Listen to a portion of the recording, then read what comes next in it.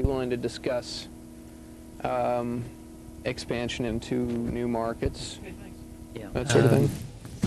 Yeah, I mean, I can talk about some of the broad themes that were played at that meeting, and that was a very specific meeting of our very top agents and our agency managers. So again, talked about our retail channel, not our wholesale channel. But yeah, I can talk about some of the themes that came out, which is financial planning, broader product line, and actually we had our French 60% owner talked about some of the global themes and how he saw are helping them and them helping us.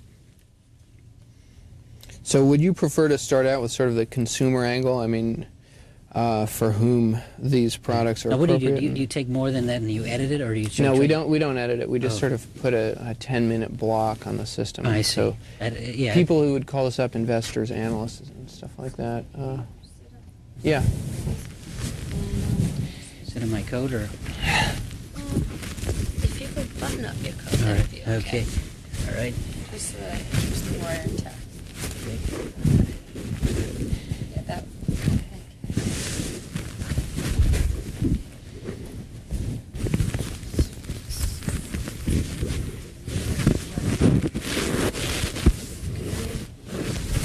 How am I tie straight? Button this a little bit, it will keep everything together better. Really?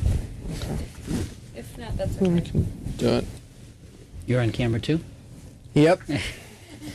Be that as it may.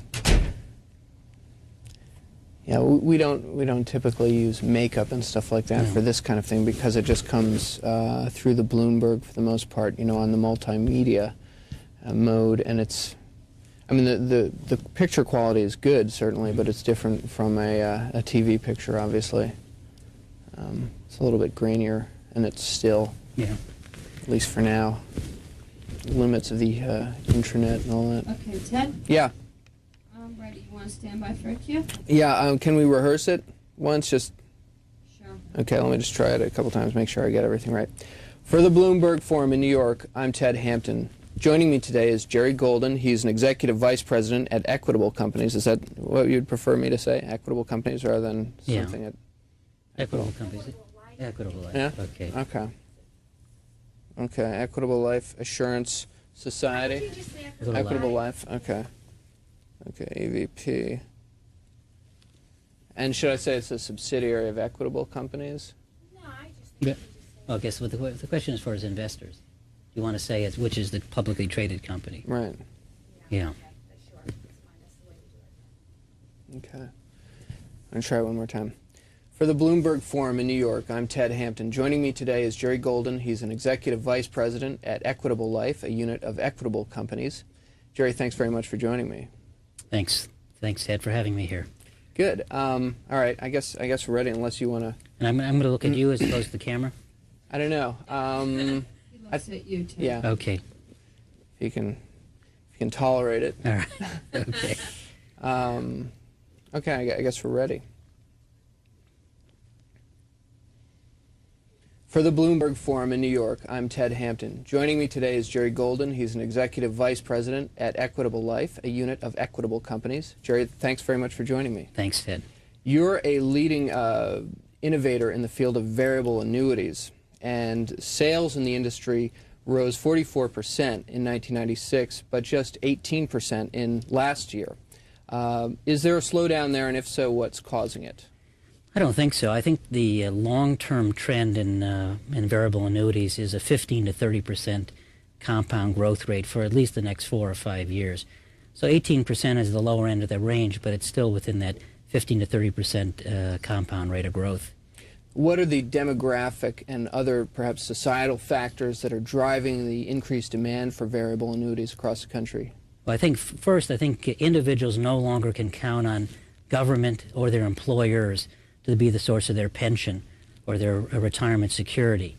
So individuals will have to provide that security on their own, and one of the vehicles is a variable annuity.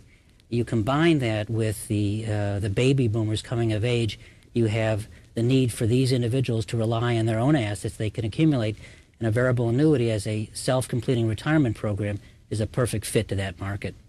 Why would someone purchase a variable annuity contract as opposed to some other investment product, for example, shares in a mutual fund? What are the benefits? Well, first, the typical variable annuity buyer is someone who is invested in the 401k plan, an IRA, and has additional funds to invest. They have to be disciplined in looking at these assets for retirement. If they meet those criteria, then the buyer is somebody who is setting aside money, the purpose of which is to supplement any 401k plan, any pension, any Social Security, and to provide a source of income. Why they do in the form of variable annuity is that the earnings compound without tax, whether it be dividends, interest, and capital gains, and there's no $2,000, $10,000 limit as the amount you can put into a variable annuity. It's unlimited. So you combine the unlimited nature and the tax advantages tied with retirement security, it's a perfect fit. But obviously you need a certain amount of time before that tax deferral advantage really shows up. What's the recommended age for starting a variable annuity? One of the problems the industry has is people are starting too old. The average age is in excess of 60. And these are typically what are called single premium deferred? Single premium investment. So the 60-year-old would typically hold it 10 or 12 years, which works out okay, but it would be much more advantageous if 50-year-olds, 55-year-olds started investing, and they would have 10, 15 years before a typical age of 65 to 70, at which time they would take some income. The average amount of consideration for a variable annuity lump sum is about $40,000, though the Equitable average is closer to $60,000 to $70,000. Why do you think people are getting started too late on this investment? Well, I think it's finally catching on. That is, the 2 years of growth of 44% and 18% suggest it's becoming a mainstream kind of product. I think people were just not aware of it. They weren't brought to their attention by their financial intermediary. So I think that now you're going to see a younger buyer. The one reason people used to say that variable annuities didn't make sense for the younger buyer is that you had a penalty if you made a withdrawal before 59 and a half. Beside to having income tax, you'd have a penalty tax, and they said, therefore, it appealed to somebody who was going to cross that 59 and a half age relatively quickly. I don't agree with that. It should go to a 50-year-old, even a 40-year-old who has some discipline. There was a tax threat following the cut in the capital gains tax rate, which some people thought could put a damper on sales of variable annuities. There was a proposal from the Clinton administration to tax inter-fund transfers in these variable annuity accounts. What's the risk that someone who gets into a variable annuity now will face an adverse tax proposal that will hurt in the future? Well, first, the tax proposal was somewhat misguided. If we're trying to find ways for people to save for retirement, a variable annuity is the perfect vehicle. Most legislation affecting these kind of contracts is always prospective in nature, and that means it relates to contracts sold after the effective date. We don't think the legislation is going to pass, but even if it were to pass, it would affect contracts purchased in the future, not contracts purchased in the past. Let's turn to Equitable, your company, which has been very successful, advancing last year to number 5 from number 6 overall in the variable annuity arena. The growth your company racked up was at least 38% according to Variable Annuity Research and Data Services. You may have a higher figure. What's behind that growth? What have you been doing? What's your secret? Well, I think we would quote our growth as somewhere around 50%. Two things. The Equitable historically is sold through its retail sales force, its captive agents. They are selling more annuities as part of a broader financial planning. In fact, last year, the majority of commissions for the Equitable agent did not come from life insurance, came from annuities and mutual funds. So you have on the one hand, the retail agents of the Equitable selling more mutual funds, more annuities. But in 1997, it was the first year we had a significant effect of sales through outside channels, through wirehouses, through regional firms, financial planners, and banks, and that really was counted for a large part of the increase. And that was even just for a fraction of the year.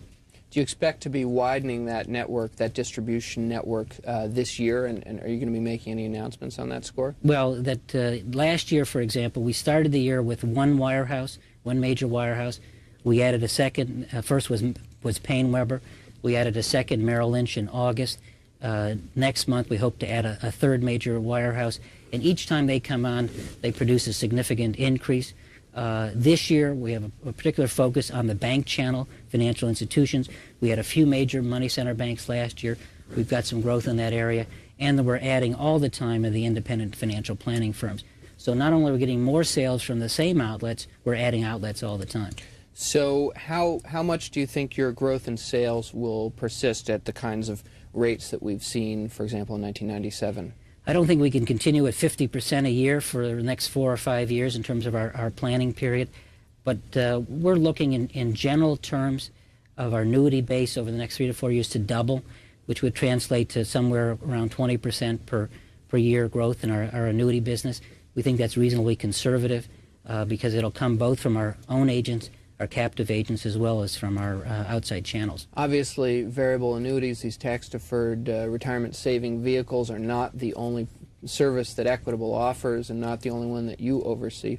Tell me about some of the sales growth goals for variable life and other forms of perhaps more traditional insurance policies. Again, variable life insurance through this year has been sold only by our career agent force, and we expect that business to grow over the next 3 or 4 years.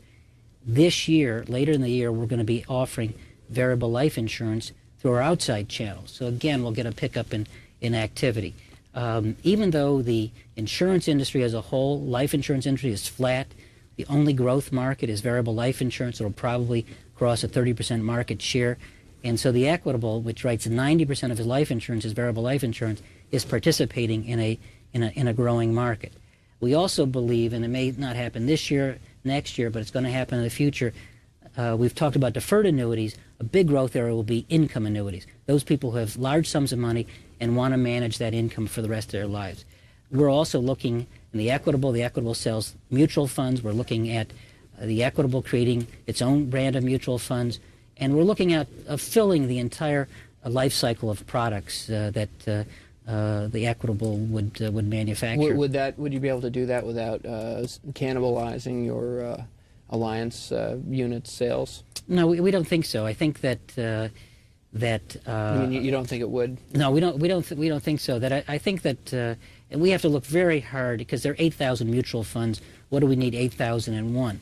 But we think there are certain niches, particularly as part of our financial planning strategy, that if you designed a product with the planning in mind, you'd find a natural market. And the one nice thing about the Equitable, by having 7,000 retail salespeople and 100,000 points of distribution on the outside, we have already two ready distribution channels that can move large volumes of annuities and hopefully mutual funds. So how soon do you think these mutual funds could be available for sale? Well, we're looking at it, I would say, probably no earlier than 1999, but we have it as one of our deliverables.